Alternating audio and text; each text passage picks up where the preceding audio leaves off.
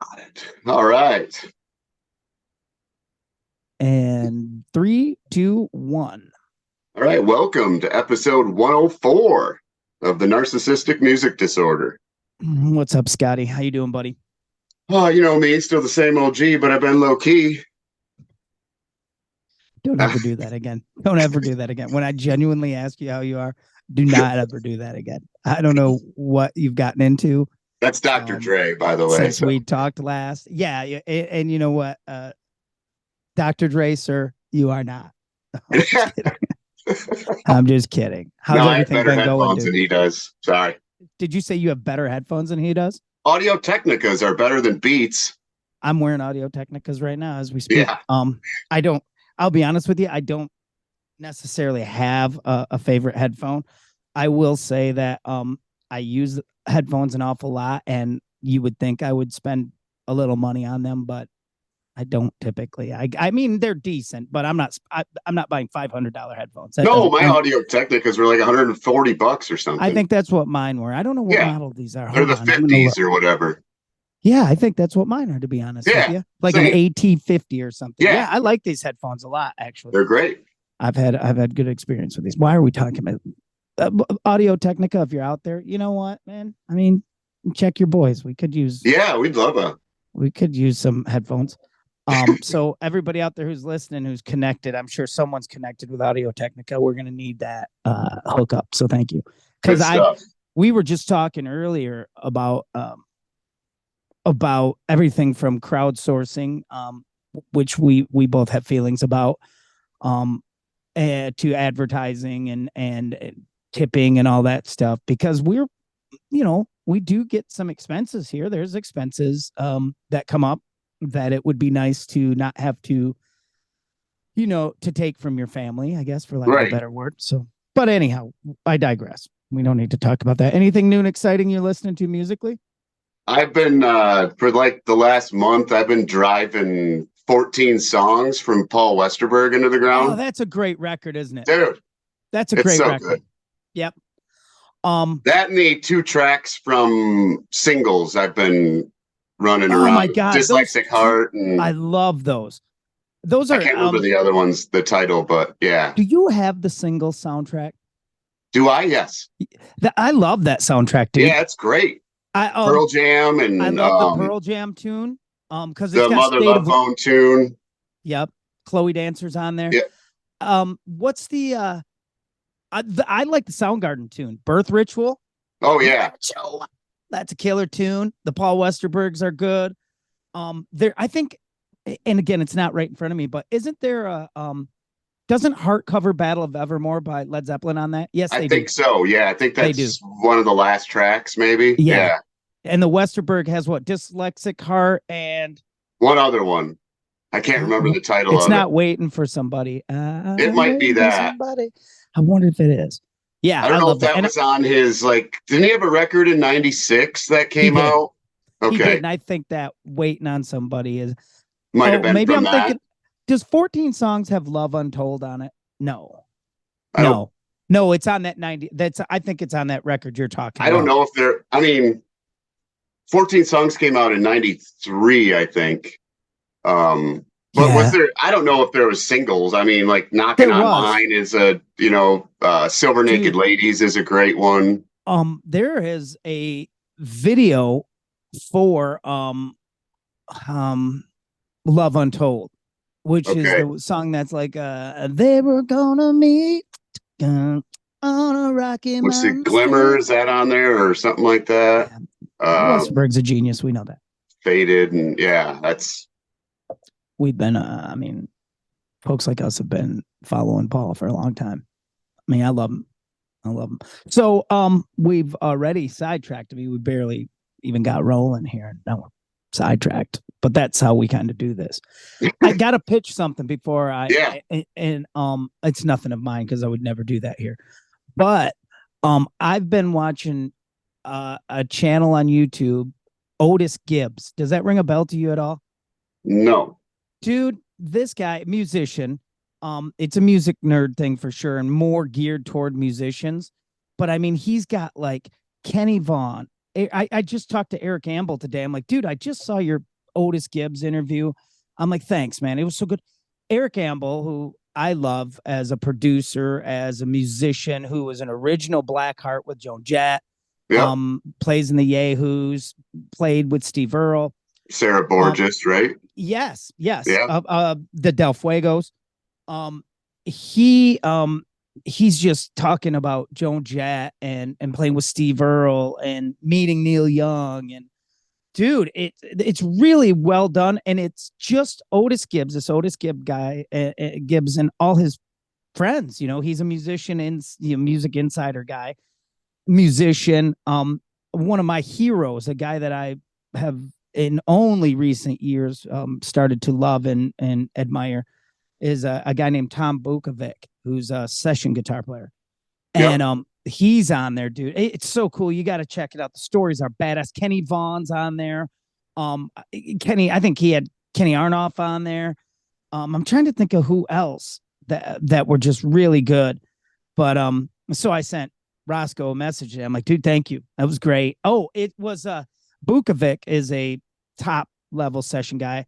Played with Joe Walsh. So he's talking about playing with Joe Walsh. He's talking about playing with Billy Gibbons, you know. Oh, wow. And it's cool. So anyhow, I had to pitch that Otis Gibbs. You got to check it out. You'll love it. So I struggled today, dude.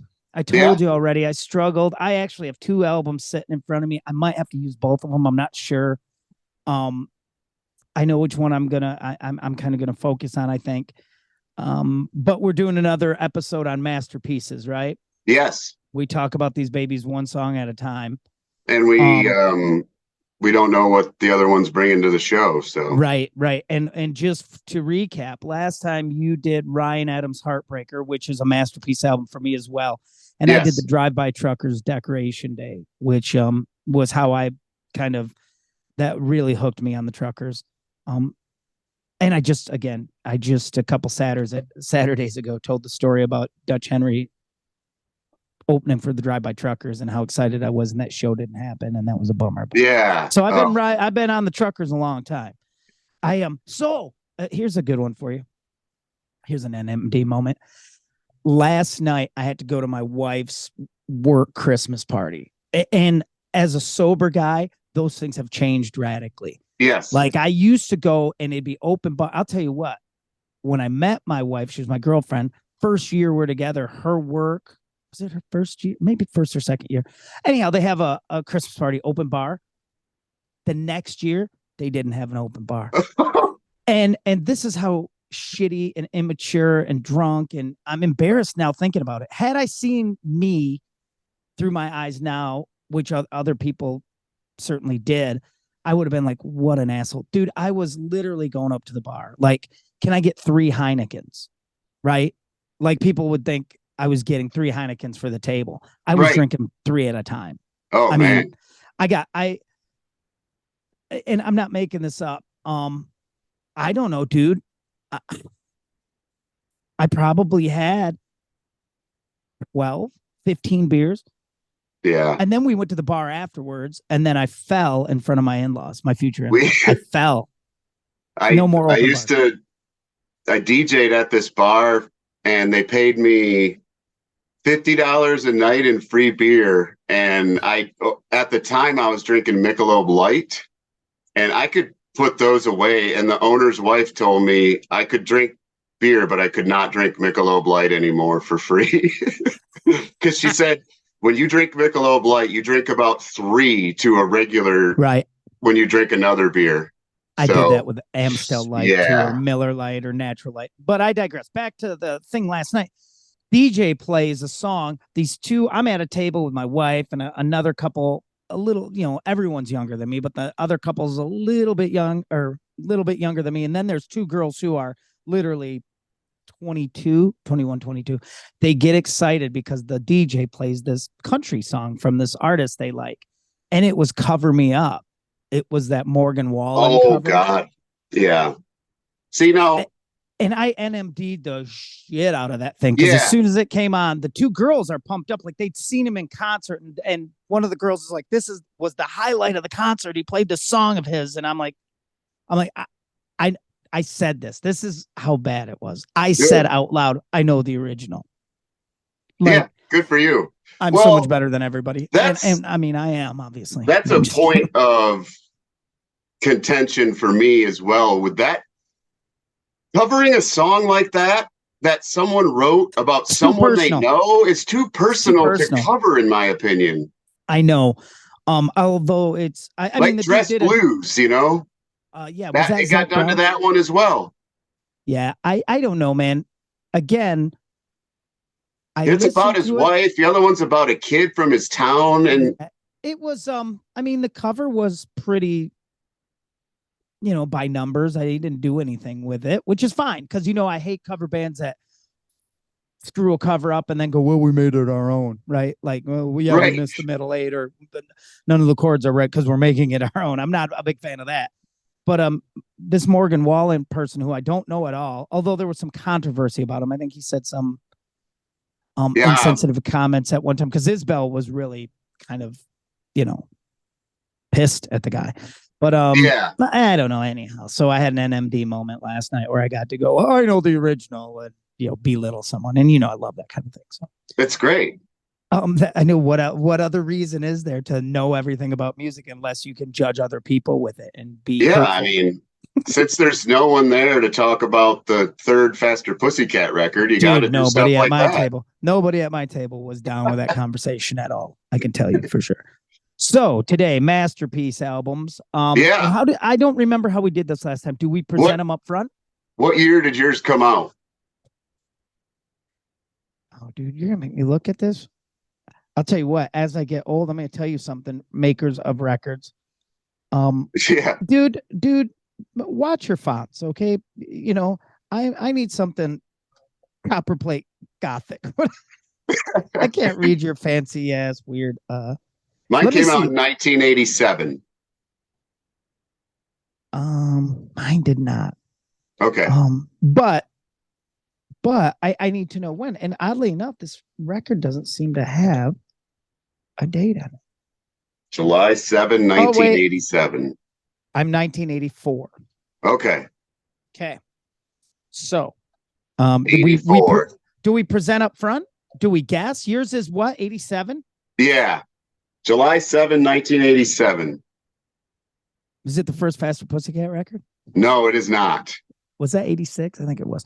All right. So, because mine's 84. Hang on. I'm going to have to sneeze. It's Power Slave. What? Yours is Power Slave.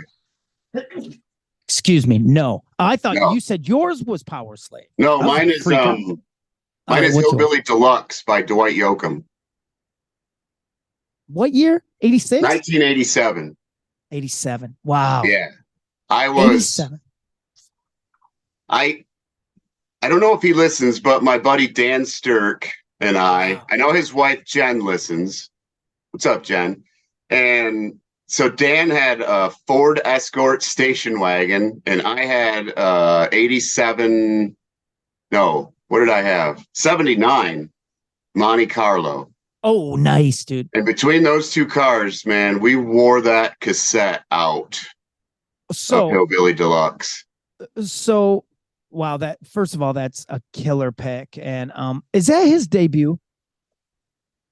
I think Guitars Cadillacs was 86. Okay, so this is the follow-up to Guitars Cadillacs. First of all, great pick, and I can't wait to get into that record. Mine, again, 1984. You're gonna be. I hope you're not pissy about it, because it's kind of a soundtrack, but it's its own standalone album for sure, and it is Purple Rain. Oh yeah, Purple Rain. This I can tell you this. My best friend's sister, her name is Beth Christensen. She listens on occasion, so here's a shout out to her. And my buddy will listen from time to time too, even though he doesn't have the disease. She was into Prince, dude. Controversy era. Prince comes on the scene. Even before that, I think he had a self-titled too. Posters on her bedroom wall. Her dad, who was, kind of like my dad. He sort of raised me since my dad was gone.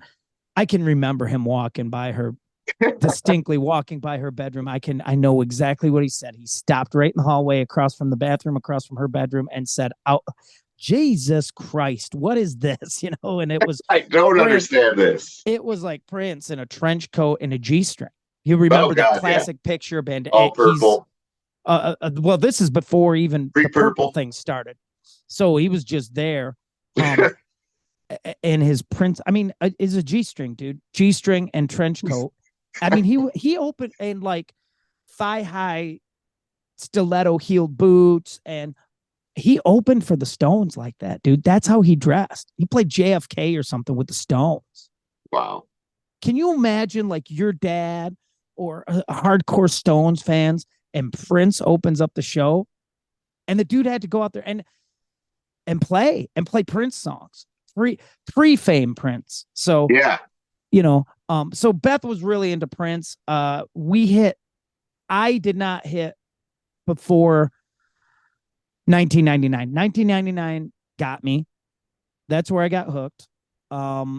Right at that same time, she also was into the Time, more Stay in the Time. So for me, young metalhead, Prince and the Time were, it was out of character as it could be.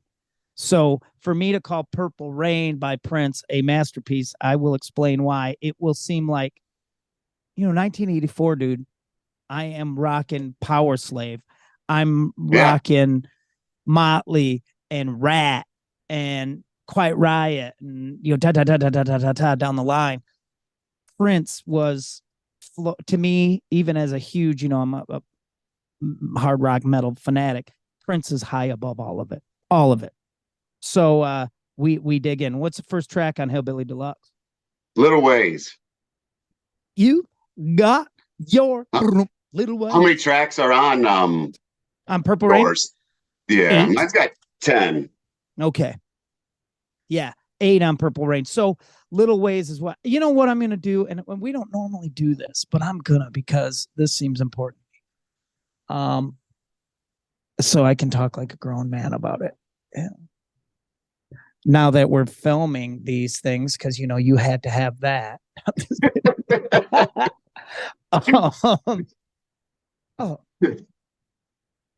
Can I tell you something you're not going to like?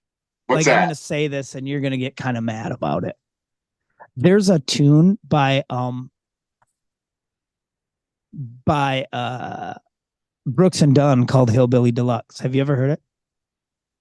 I never was a big Brooks and Dunn guy. Dude, that's not my ride. And yet, I liked that tune, and I don't know why I said that. Probably because of this Billy Deluxe. I can't remember the name of the song. It starts out like "Lipstick Letter on the Mirror this morning." I can't remember how. Yeah, that's a cool song. Neon Moon, maybe. Oh yeah, the neon moon. All right, so we're firing this thing up. Yeah. So first track is Little Ways. Were you a rocker dude back then? Oh yeah, that was. I was into country, but I was into stuff that my dad got me into. Waylon. Me too. Yep, me too. And George Jones and Tom T. Hall.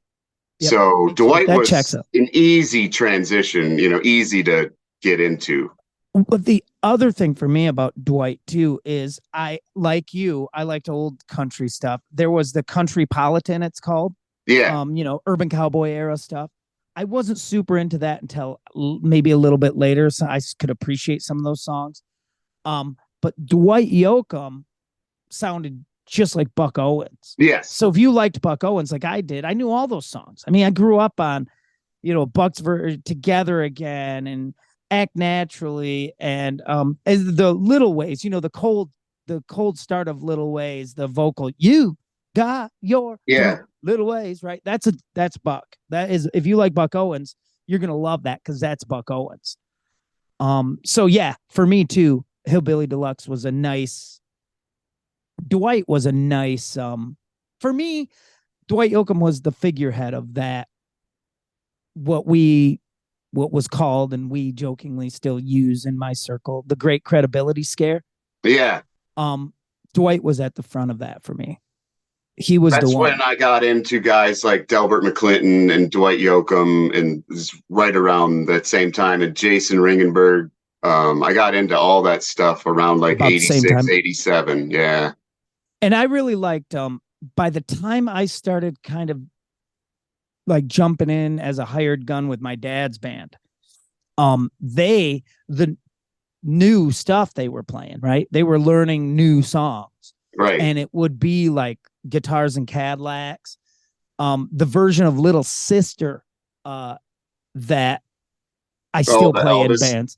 Yeah, yes, is too. Dwight's version. Plot Little Sister. They were. I remember learning "Fast as You." That was a big, dance floor, and it was just at that time when, like, in my dad's band, they were still doing Boot Scootin' Boogie and Achy Breaky Heart. They were just doing radio hits, yeah. Chattahoochee and all that kind of stuff. And Dwight, I mean, that was killer. And the guy I looked up to, Greg Miller, he was by that time, and I should suck him right in and call him right now.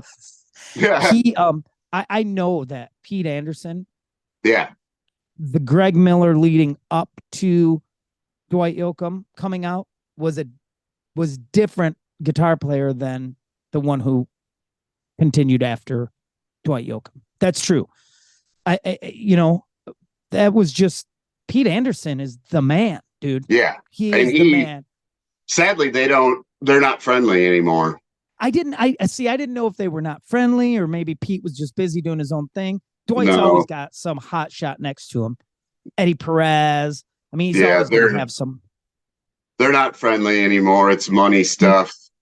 Like publishing or some shit like that. Mm-hmm. Yep. Yeah. Yeah. I'm trying to think of, so Little Way is the first song, which is great. Smoke Along the Track is the second song. Which is not his. I want to go back to Little Ways for a second because it touches the same thing that Tiger by the Tail by Buck Owens. Yeah. I've got a tiger. We call it the cold. What my dad always called it. I'm going to start it cold. And when I think of the song Little Ways, that's the first version that pops in my head is Dwight Yoakam, not Elvis Presley. Yeah. Oh, yeah. Mine's always Dwight. Always. Yeah. It wasn't. I think it was a number 5 hit for Elvis. I don't think it was ever a big one for him. A big one. So what was the next song on this thing? I'm kind of pulling up the track listing right now, too. Smoke Along the Track, which is not his. That's like a Don Helms song, I think. And then there was Johnson's Love, which is an awesome song. Are you sure Elvis had a version? I thought Dwight Yoakam wrote Little Ways. Dwight, he did write Little Way. I'm thinking of Little Sister, sorry. Yes, yeah. Okay. Which is later. And then, yes, you're right. Elvis tune. Oh, God, yes, on here too. Sorry. So Smoke Along the Track. Go ahead. Yeah, Smoke Along the Track. And then Johnson's Love, which is a favorite of mine from that record. Which is not super sad song. Was not a I'm looking at the track. I think it's a fan, like a really big fan favorite with Dwight. Do you know who? Yeah, it was. I was just going to ask you who produced this thing. It was Pete. Yeah, it was Pete. Yeah, it was Pete. I'm looking to see who played. There's again names and all. Yeah, all Please names. Baby is. So the other thing that this record has, as I look at it too, dude, is which country people were always known for, almost and cool to do, a lot of other people's songs other people wrote. Yeah. I mean, because you have what, 1, 2, 3, 4, 5, 6, There's 7 Dwight tunes and 1, 2, 3 covers. That's not bad. I mean, that's not bad because again, there are country artists who are song interpreters. There were like around this time too in country, there were guys that were not Alan Jackson type of guys, like Marty Stewart were getting in, he's the part of the great credibility scare where you could float a dude like him in there. Yeah, and he was Johnny Cash's guitar player at one point. And Christ, he played with Ralph Stanley. as a kid. I mean, legendary dude. Prodigy. But there was, guys like Travis Tritt were more mainstream than Marty was. Right. They toured together. I know that. And the no hats thing. Travis Tritt's a tough one for me, dude. He really is. I mean, I don't hate Travis Tritt. I really don't. But I don't own a single Travis Tritt record. I wouldn't have that. Just because there was something about him I didn't like. And yet, like, if you had Marty Stewart and Travis Tritt next to each other, I would always see Travis Tritt as some pale comparison of Marty Stewart. Yeah. Because Marty Stewart is such a deep guy. I mean, he's a bluegrassy and everything. He's a child prodigy, dude. He played mandolin with like Ralph Stanley. It was Ralph Stanley's band. I think I'm right. Some bluegrass person will probably yell at me, but anyhow, the other thing about Dwight that I should say as a musician guy, as a person who, plays the guitar a little bit, we had come off acoustic sounds prior to Hillbilly Deluxe. A lot of the acoustic guitars were those Eddie Rabbit kind of sounding. They were real washy. They were ovations. So they sat in a mix really weird, and they had a weird, not weird, but they weren't necessarily sticking out front. They bedded in. The only way to describe it in my own nerdery way is it's like the mid-range was scooped out of them. So they sat in the mix, but they didn't jump out. Yeah. Dwight Yoakam was playing like Martin guitars, these Martin acoustics that really had this mid-range honk and would set up I'd forget this a lot too. Dwight Yoakam's a hell of a guitar player. Yeah, he did. I don't know if you've ever heard it, but he did a record. I don't remember what year it was. I think it was in the 90s. It's called Dwight Yoakam Acoustic.net. Oh, okay. I think I've heard of it. 21 tracks, it's basically a greatest hits, but it's all acoustic, and it is phenomenal. Have you ever heard his cover of Sloop John B by the Beach Boys? I don't think so, no. Oh, dude, it's so awesome. It's the only one in our house, when we sit down to play Sloop John B, which we do because there's harmonies in it, and it's kind of a 4-chord thing. My boy and I both know it on guitar. I can solo a lot, which I like. The last thing close to the Beach Boys I was even listening to was probably was it Brian Wilson and the Wondermints or something? That's such an NMD thing to say. My God. Yeah. I love the Beach Boys. I always will. So do you do your whole album? Then I present mine? No, let's go through 3 of yours. Let's jump into 3 of my tracks. Well, this Purple Rain by Prince, I'm going to embarrass myself a little bit, but that's okay.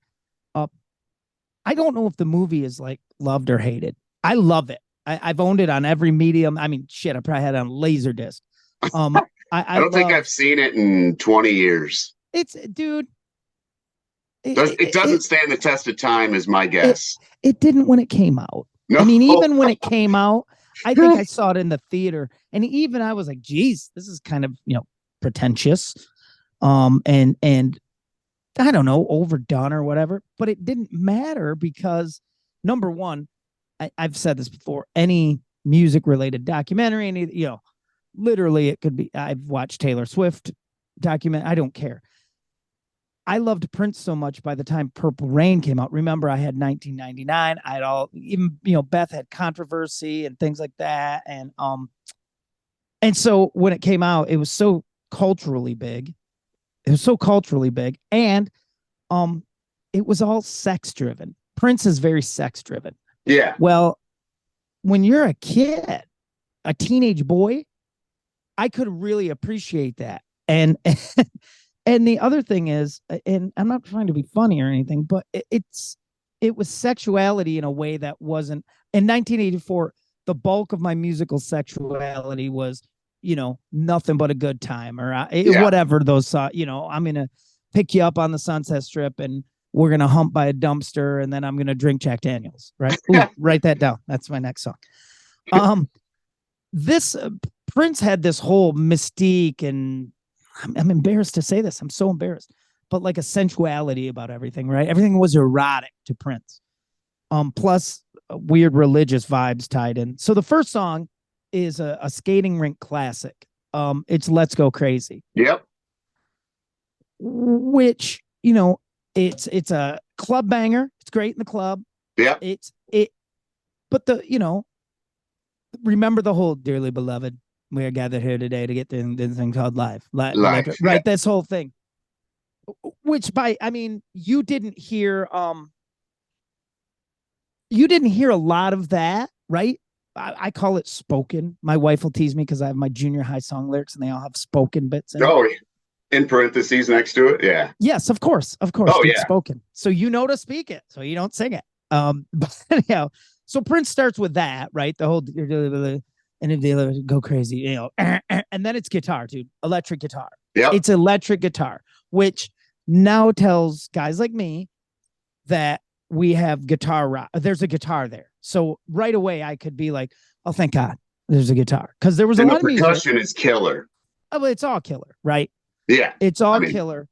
It's guitar because music like this, the club bangers, the dance floor hits, never had that. Like I loved Berlin, but I couldn't even learn the Metro because I wasn't good enough yet to work out the keyboard part on the guitar. And there was really no guitar. Yeah. A Take on Me, you couldn't really go, oh, there's the guitar part. They'd be there, but it wasn't. Yeah. It wasn't out front. Yeah. So yeah, Let's Go Crazy hit. Now the next tune, and by the way, every song on here, I can see in my mind what's happening in the movie. So I know that he and Apollonia are taking a ride on the motorcycle when the opening, the Honda with the fairing and the purple. Yep. Yeah, killer. Not a Harley, right? Right. No, it's a Honda. I'll tell you something else about that too. That's my motorcycle nerdery coming out.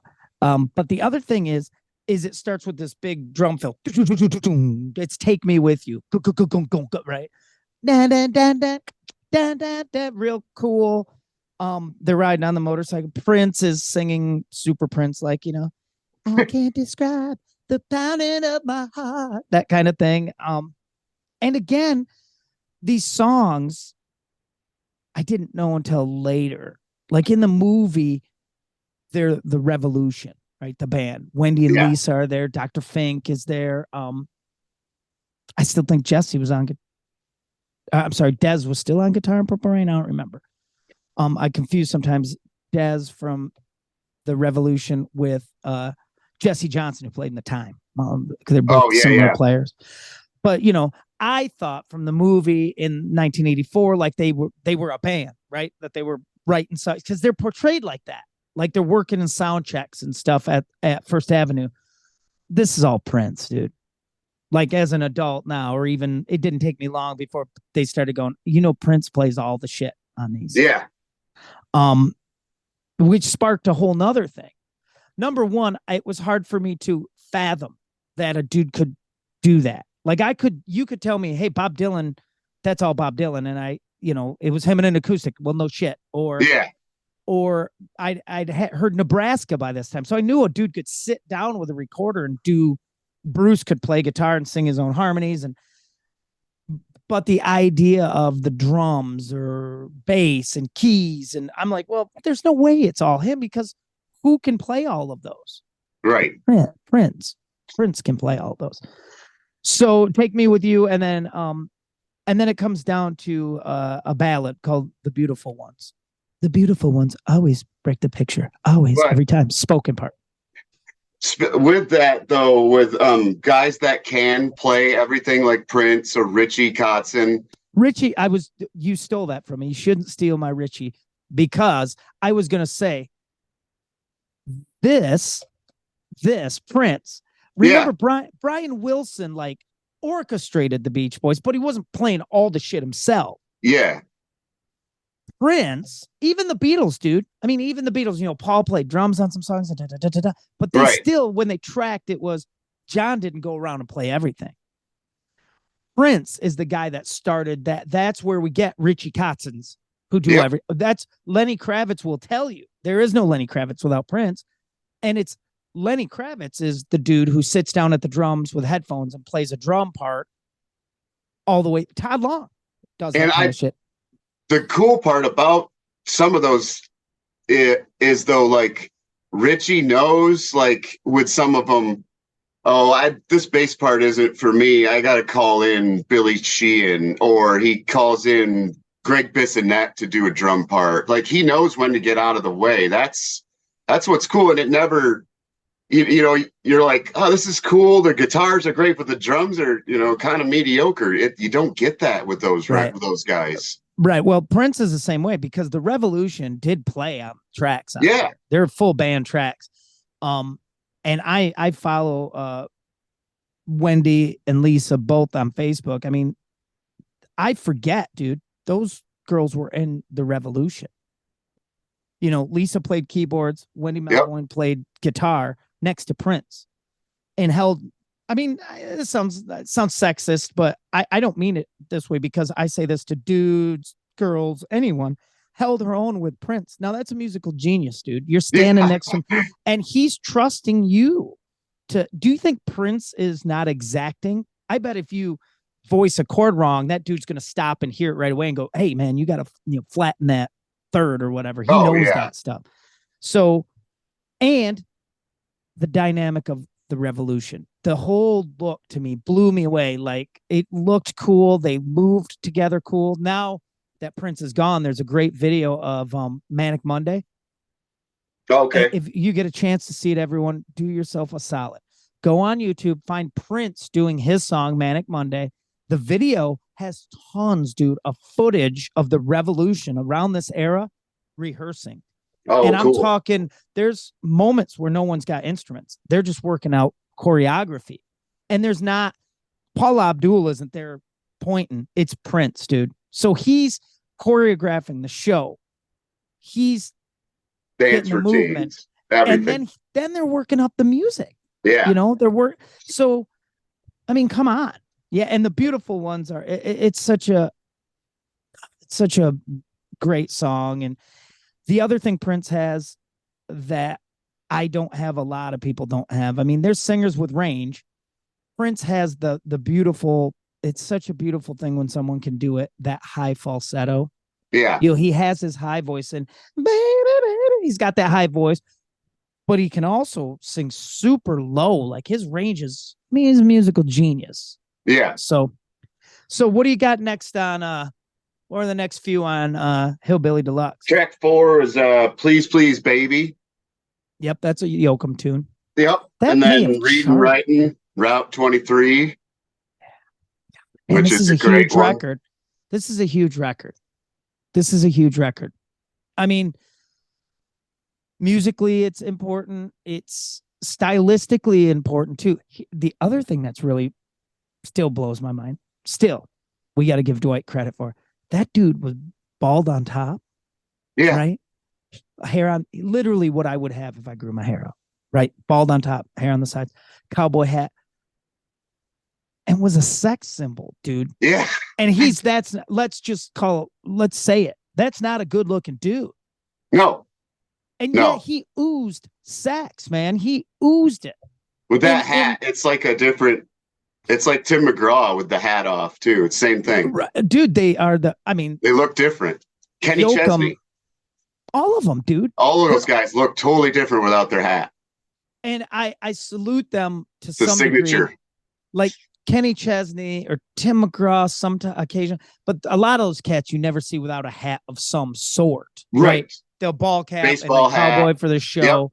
Like, you don't see a ton of Alan Jackson without his hat on. Or no, none of those guys. Yeah. Dwight had the balls, man. He must have loved acting so much that he was willing to, because I'm sure, my guess is there had to be like a music manager or someone who was like, dude, don't go out there without your hat on. Look at yourself. Your stringy ass hair and you're bald on top. And yet he did it, and he put his hat back on and got on stage, and my wife swoons. And yet he's the dude from Sling Blade. Yeah. It's really weird. I still can't believe the dude from Wedding Crashers. He's great in Wedding Crashers. He's great. Dwight Yoakum's just he's a great actor, dude. I mean, obviously. He's buddies with Vince Vaughn. Oh, I didn't know that. Oh, that's cool. That's why you see there's a Dwight video with Vince Vaughn in it. I can't remember the song. It's from like an 80s, later 80s, or maybe a 90s Dwight record. Oh, cool. But Vince Vaughn is like one of the actors in it. Oh, cool. Yeah, I didn't know. I mean, I So knew he was that's the connection with Wedding Wedding Crashers. Crash. That's why He's Dwight is great. in that, They're because they're buddies. dividing up the miles. Dividing up the You miles. take some miles, maybe I'll take some. We'll take some miles. Yeah, exactly. You know, You two just go shut up and get this over with. make some bad decisions. Sure, we've all been there. Yeah. So then, Always Late, the Lefty Frizzell cover. Yeah, that's killer. So that's the other thing about After this reading, record. Reading Right, and we can't overlook that. That's about where he's from. He's Kentucky. Is that right? Yeah, Kentucky. Yeah. Yep. That song's all about where he's from. I wonder, and I don't know this, which is really weird because you'd think I would, but I wonder what his like band background, if he played in rock bands or something. I mean, he's got to be a British Invasion guy. He probably listened to stuff like Beatles, Stones. Yes. So I'm certainly, there's a whole thread of psychedelia through his music. But he could have got that. I'd almost guarantee he's a Cheap Trick fan. I bet. I wonder what his rock, because there's no denying the dude loves all the classics from country, right? The other thing I like about Dwight Yoakam, you never hear that dude say, I've never once heard Dwight Yoakam call himself outlaw anything. Nothing, no. Never once. He doesn't play that shit, and I like that. Because Dwight has a lot of ties to Bakersfield, to Haggard, to obviously I think we can safely say it was Dwight Yoakam that, kind of thrust Buck Owens back into the limelight, with Streets of Bakersfield. And He loved Buck, right? He loved Buck Owens. And who doesn't? I mean, for guys like our age, especially too, Buck Owens was in our living room once a week on Hee Haw. Yeah. Buck Owens and Roy Clark in my childhood were like uncles. You know what I mean? They were. Yeah. We watched that every Sunday. Of course. And I met Misty Rowe once. Really? I did. Were you in a cornfield or? No, she was at it was at one of those Autorama things again, probably. Just same. Yeah, that. I met Mickey Dolenz at one of those once. Was he with the monkey car? The monkey mobile? It probably was, because I bet why there was the 18th van was there once. I remember that. No George Papard though. No George Papard. No, what's the handsome guy? Oh yeah. Face. I can't think of Benedict. Holy crap, dude. That's like NMD. He was in like a whole nother art form. Yeah, like the Buck Rogers thing. Wasn't he on some show like that? Dude, he was on Battlestar Galactica. Battlestar Galactica. You don't have Battlestar Galactica NMD like I do. I was a Star Wars guy, so. Me too. All those yes and all that. But and so here's a quick side street. I work with a girl who's a huge, like, you talk about NMD. Hers is Star Wars, Star Trek. You know those people. I mean, deep in the scene. And I told her, I don't know, she's rattling off like storyline shit that happens. Yeah. I'm like, dude, there's 3 Star Wars movies. Anything else you talk about doesn't matter to me. It was like, I'm that would literally be, I guess, in our world would be like, I don't know, someone saying, well, there's one Aerosmith album and that's it. And it's, and it's Pump. There's something like. Yeah, there's for someone that recently passed, there's 4 good Pogues albums, or something like that, right. Yeah, so let me think. So we got through 3. Where am I at on? This is why the show is the way it is. I'm talking about Purple Rain. Scott's talking about, Hillbilly Deluxe by Dwight Yoakam, and that's where it is. I mean, that's in my music taste. It's like, yeah, man, I like Purple Rain and I like Hillbilly Deluxe and I like the first Faster Pussycat album, and I also like Charlie Sexton Sextet, and my favorite guitar players are Pete Anderson and the whomever, Mick Ronson or whatever. But the next song on Purple Rain is called Computer Blue. It's great tune. Until I find a righteous one. Computer Blue. Very sequenced, I got that. So Purple Rain, you could tell like there were a lot of drum machines. Yes. Man, I'm gonna embarrass myself again. I went through a phase, dude, where I had a rack mounted effects unit. It was a rack mounted effects unit. And whatever year it was like, holy shit, I'm the man. I auditioned for a band with a friend of mine, a guy named Ron Kubicek. I'm going to play with him today. I did this audition with this band. He literally says to me, like, dude, are you going to leave that chorus on the whole time? Right? Because it did backwards guitar, kind of stuff. Okay. I recorded like an hour of that stuff, dude. Backwards guitars and backwards. Oh, yeah. And me, kind of stuff, right? Because in Purple Rain, Prince brings a chick to his crib and hits play on the cassette deck, and there's this kind of music, and this girl, moaning and blah blah blah, and the girl's that Apollonia, who he brings to his crib. He's like, she goes, she sounds like she's having fun, and Prince, she's crying. It's backwards, right? That's what he says. She's crying. It's backwards.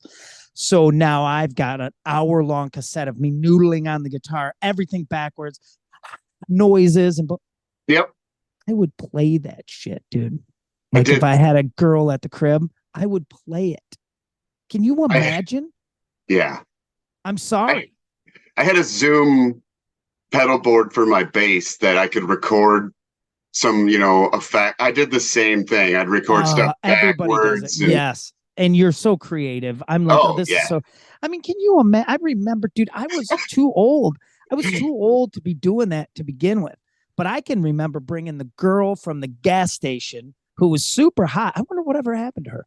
Asked her out. Like, I asked her out. I was in between girlfriends and I was down on my luck, had long, greasy hair, and I was drunk a lot. Like, hey, you want to come over to the crib and listen to some music and watch Purple Rain? That was my hook, dude. There you go. My wife will remember watching Purple Rain with me. Obviously it worked. The gas station girl comes over. We're drunk and high and the whole bit. And I put on my cassette, dude. Through loud. I bet she was like, I got to get out of here. This dude's going to chain me to the water heater. Yeah. So yeah, Computer Blue. And then of course, Darling Nikki is the next song. Oh yeah. The best. That's a great one. That's a great one. That is sexuality right there. And that was the other weird thing is Prince always was like very God, like religion-y, God, dude, God this, God that, the afterlife, blah, blah. And then would be like super raw sex guy. It was really that was really jarring and cool to me. I thought that was cool. So Darling Nikki, we all know the song. We all know how dirty it is and why it's cool. Again, drum machine, a lot of that stuff. I wonder if this was, I'm going to find out if the Lynn drum machine was on this album. I bet it was.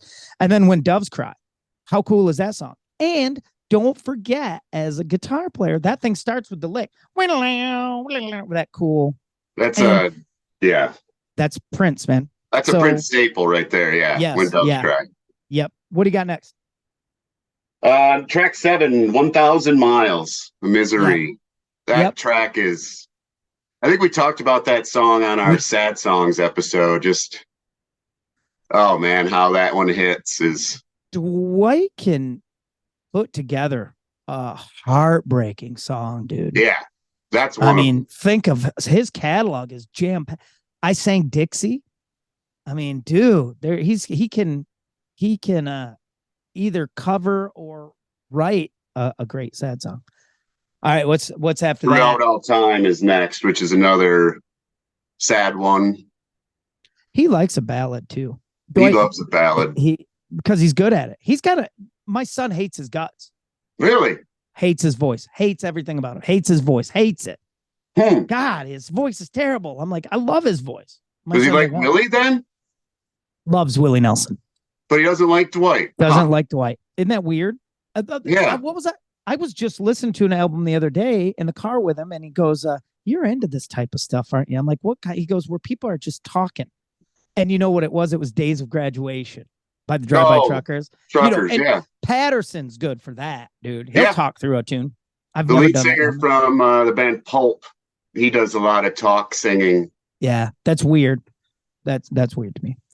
But I love it. My son is like His is great, but it's British and sounds pretentious, so I love it. Right. Yeah, it's great. Yeah, my son can't stand Dwight, so which is a shame because I wanted to share because that's weird because does he enjoy Robbie Fulks or yeah. He's got Robbie in his collection for sure. Who else was I thinking of? Wayne the Train? He doesn't. No, he wouldn't like Wayne the Train. I know he wouldn't. I haven't introduced him, but I bet he wouldn't. I love. See, because I've had people tell me Todd Snyder's too twangy for them, and that one I don't get. Oh man, but like Todd Jason Snyder's Ringgenberg, not twangy in the least bit. Yeah, people are weird, but some people just. Again, that's the other thing too. We'd come off with Dwight, we'd come off the Countrypolitan. Those were, Mickey Gilley sang a certain way, right? Those guys had that smoother approach where Dwight came back with that a little more twang. The harmony, the vocal harmony stack was the Buck and Don. Yeah, he definitely had the Buck Owens influence, but he also mixed in. That's why I said I bet he's into Cheap Trick and he does Elvis so well. I love, I mean, I'm sure I'll take heat for this. I prefer Dwight's Suspicious Minds over Elvis's. And I love Elvis Presley. Elvis Presley's the man. But Dwight's, it's Pete playing the guitar like. His little sister is better than Elvis. Yeah, agreed. Yep. Which is the next track. Little Sister. And then one of his greatest is This Drinking Will Kill Me. But that Little Sister cover is timeless. Is the one that I think of when someone mentions this song. I come from an era where if you went to someone's house to jam with their band, right? Hey man, I'm going to come over to your mom's basement. We're going to rock some jams. You would play Born to Be Wild. You would play Living After Midnight by Judas Priest. You would play Tush by ZZ Top. There's a handful of songs that 3 chords, you can rock through them. You weren't going to go over to, Billy's house and play Rush covers, right? You wanted something you could get instant feedback and go, are we going to work in a room or not? Speaking of that, don't let me forget the Rush thing. Okay, I won't. So in the country world, when I got into that scene, Dwight's Little Sister you could bang it. It just happened, dude. I forget was that the first single? Yes. Yep. And the other thing about that song too is, again, Pete Anderson is, there's things Pete does. Now I got a guitar nerd. And now that nobody in the world can see this except the people who are on YouTube, but there's little things that Pete would do in there where like the song breaks and he does that kind of which is like an Ace Frehley thing. And the start, jung, little sister, don't you do? Yep. And the song ends like that. Little sister, don't you do what your big sister? Dun, dun, dun, dun, dun, cha cha cha ending. Dude, you could play in that world with dudes you just met. And at least Little Sister would be tight because you'd do those punches at the start and you'd cha-cha-cha at the end. And it sounded like you knew what you were doing. And his version is the bomb. And Pete's solo is nasty. When he solo, it's just wicked. Yeah, love it. All right, where am I? I'm about to close out Purple Rain. And then I'll go make some, recordings of my backwards guitar for my wife and I later when being intimate. I can hear my wife. Shut this shit off, please. I had it on an hour cassette tape, dude. Like an hour of that stuff. And really, let's be honest. I was no Prince. I was probably going to need I could have probably recorded 5 minutes of it and been just fine. So you had a Ben Harper bullwhip sound too. My Mr. Cab Driver was the bomb. Again, and we're getting, I know time is of the essence, but I will say this: no Prince, no Lenny Kravitz, period. Yeah. Lenny Kravitz, I love Lenny Kravitz. Everybody knows that. I'm going to say this is a strong statement. That dude's a pale comparison to Prince. He's no Prince. So we come from When Doves Cry, big hit. They'd play that skating rink all the time. I would request I Would Die for You. That was the next song. I would die for you. That was always on at Greatest Hits. I'm not your friend. That's a great tune. Baby, I'm a Star is a great tune. Baby, I'm a star. That Baby, I'm a Star it's not a whip. I don't even know what it would be called, but it's, this kind of thing. It's in there. Baby, I'm a star. Okay. Whoa. And that's where I got the idea from. So, what do you got? We covered This Drinking Will Kill Me. Is that the last song? That's the last one. I've got one more then. To close out my I love the one that, we like the studio chatter stuff. I love the part in this record. Hang on a second. Hang on to this, buddy. But anytime so I watch a lot of Pete Anderson because I like his playing. Pete's a jazz cat, he's a cat, rockabilly. He's just all around dude. I would love, and they never do this, dude. They'll do it with like Steely Dan records, but they won't go into the studio and pull up the master tapes of Hillbilly Deluxe or Guitars and Cadillacs, because I would like to see that with Pete Anderson going here, because music equipment nerds, perk up your ears, quit doing what you're doing and pay attention. To this day, Dwight Yoakam's acoustic guitar rig, right? Guys have acoustic specific guitar amps for acoustic guitars. Dwight is a PVPA system, 2 PA speakers and a PA head on stage. The stuff like normal cats would use to go play the local club or coffee shop. That's Dwight's acoustic. And I guess I've heard from people, who've worked with him, like it's loud as shit too. It's Dwight's acoustic. He drives a lot of that. If I tell my son, if you got the train beat on the drums, Dwight is it's why those Dwight doesn't get his propers for that either, because that's why those records move the way they do. Dwight's acoustic against Pete Anderson's electric, and that was the model we were all using for a while. Rhythm and guitar guy with pedal steel parts, and that Greg Miller, who I idolize and love, and who's a phenomenal musician. We all know that, and I wish he doesn't listen to the show, but I will have to ask him and maybe bring it back to the show that I do believe his guitar approach, everything changed with Pete Anderson. I'll bet you $1 million. So anyhow, enough about that Pete. Makes sense. I gotta wrap up this record with the title track, Purple Rain. I mean, come on. What do you want? What do you want from me? It's a fantastic song. I hate when people cover it. Yeah. I've covered it before. There's never a great one.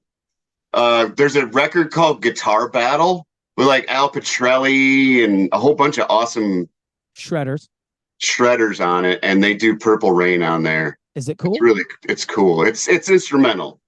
You know who else is a Prince fanatic and who has adopted some princely vibe, and I think would tell you that too, is Nuno Betancourt. He's a Prince disciple for sure. He's a Prince disciple. Who was also a Prince fan was Warren Zevon. Oh, really? That makes sense. He does Raspberry Beret.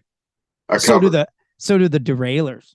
He did it when he did it when he was in a band called the Hindu Love Gods, which was like I remember that. A super group. I think they did Raspberry Beret on that record. Again, the title track of Purple Rain is timeless. I mean, for guitar nerd stuff, it's the swirly. Prince was like Duran Duran. Everybody was a fan. Whether you liked metal, you liked Prince, you liked Duran Duran. Right. And I or Men at Work was like that for me too. I will say this, and again, remember this was 84. Times were different then. There would be, there were still the metal guys who would, he's gay, or whatever. Right. Yeah. And yet he wasn't that. He was this whole androgynous thing. And again, those guys who stupid still liked Bowie and Slade. And I mean, Prince took that to another place, dude. I mean, the G string, the trench coat, it's a lot. I just got done reading Phil Collin from Def Leppard's book. And I bet that's good. Oh yeah, it was great. I mean, it's more of you appreciate it more if you're NMD guy, music nerds. Yeah. He doesn't get into like the stories that you want to hear from under the stage, that kind of thing. Well, he says those aren't true. Oh, but good. He said if there was an underground sex club, that the guys in the band didn't know about it, but yeah, according to him. But just his inside stories on songs and things, it's a great read. I'm in. I got to chop through. I'm reading Noel Monk's book. No, I'm not reading, listening to when I run Noel Monk's book about Van Halen. Right. Oh, okay. He was their tour manager. That's heavy. That's a great book, man. Really good. A lot of insight. All right, man. So there's our two masterpieces. I had 1984's Purple Rain by Prince and the Revolution. I got to make sure I add the Revolution because that's one of my favorite bands. The Revolution. I love them. I wish they would. I mean, like I said, I follow Wendy. I follow Lisa. I mean, remember, Dr. Fink, and I don't know where Dez is, who he plays for now. There's other guys in there, like Mickey Free, the guy that you hear the story, right, from Charlie Murphy. Mickey Free. Oh, yeah. Who was in Shalimar, ran in that circle too, and with Jesse Johnson from The Time, and oh God, who are the two Time producers? Jelly Bean and I can't think of their names. They did Janet Jackson records too. Yep. But all that scene. So yeah, a couple masterpieces. I agree with you on Dwight, and I'm gonna get some information from a couple of my friends. I'm gonna see where the Jack Levers of the world and Greg Millers, if they would back my statement that it was a game changer for everybody. That changed things for those guys. Some of those guys, yeah. Change it for me. Change it for so much so that I went from, I was just thinking about it.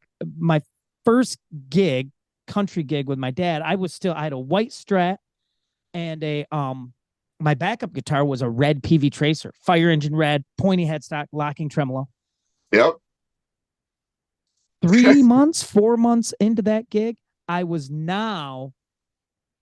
had a Telly, which I still have, and a deluxe reverb. And that's what Pete played. And now that was all I wanted to be. I want to be Pete Anderson. So I want to be Greg Miller and Pete Anderson at the same time. I basically wanted to be Greg Miller being Pete Anderson. That's what it was. Well, you got any masterpiece parting words for us today?